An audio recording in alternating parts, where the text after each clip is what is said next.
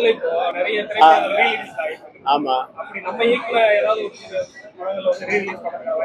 ரெடியா இருக்கு. படையப்பாலாம் ரெடி பண்ணி வச்சிருக்கோம்.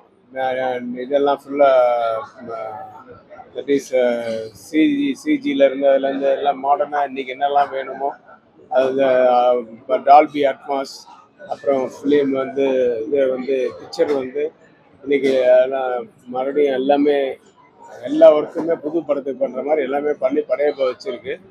அது வந்து ப்ரொடியூசர் வந்து ரஜினி சார் தான். அவர் தான் டிசைட் பண்ணோம் எப்போ ரிலீஸ் பண்ணணும். ஏற்கனவே முத்து வந்து கவிதாலயா பண்ணிட்டாங்க. அது ஒரு 2 வருஷம் ஆச்சு. அது 25வது வருஷமும் என்னமோ பண்ணாங்க.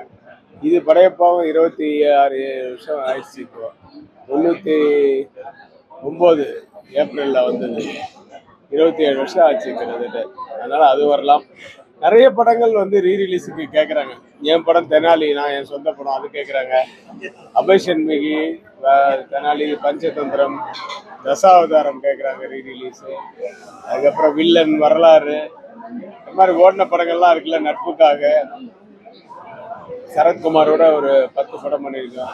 அந்த படம் நாட்டாமை, பால்டாலி, சேரன் பாண்டியன் இதெல்லாம் கூட ரீரிலீஸ் பண்ணலாம். ஏன்னா இன்னைக்கு வந்து ஒரு கேப் பார்க்கணும். ஏன்னா ஒரு பாபுஷா வந்து அவர் ஜுவல்லரி இது மட்டும் இல்லை, துணிக்கு மட்டும் இல்லை, பட்டு மட்டும் இல்லை, அவங்க தேட்டர்ஸும் வச்சுருக்காங்க. அவங்களுக்கு தெரியும் கரெக்டாக எப்போ ரீரிலீஸ் பண்ணோம், எது கேப்புன்ட்டு. அந்த மாதிரி கேப்பில் பார்த்து பண்ணால் ஓரளவுக்கு கலெக்ஷன் வரும். அது நம்பிக்கை இருக்குது. சொந்த படம் தெனாலியும் நானும் ரெடி பண்ணிட்டு இருக்கேன். பண்ணி முடிச்ச உடனே ரிலீஸ் பண்ணுவோம். இன்னும் நிறைய படங்கள் இருக்குது. ஒரு 25 படம் மேலே என்னோட வெற்றி படங்கள் இருக்குது. எல்லாமே ரீரிலீஸுக்கு கேட்குறாங்க.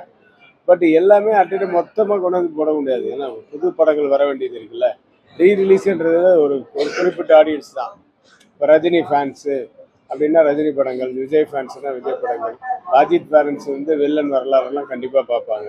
ஸோ அந்த மாதிரி நிறைய படங்கள் இருக்குன்னா அது ஃபேன்ஸே இல்லாமல் பொதுவாக வந்து நாட்டாமை, நட்புக்காக எல்லாம் வந்து எல்லாருக்குமே பிடிக்கிற ஒரு படம். பட் அதெல்லாம் நிறைய டிவியில் பார்த்ததுனால ரீரிலீஸ் பண்ணும்போது தேட்டருக்கு வந்து கம்மியாக தான் வரும்.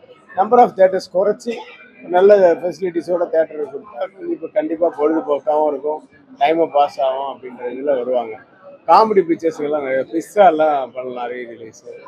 ஸோ இது மாதிரி ட்ரை பண்ணிட்டு இருக்கோம்.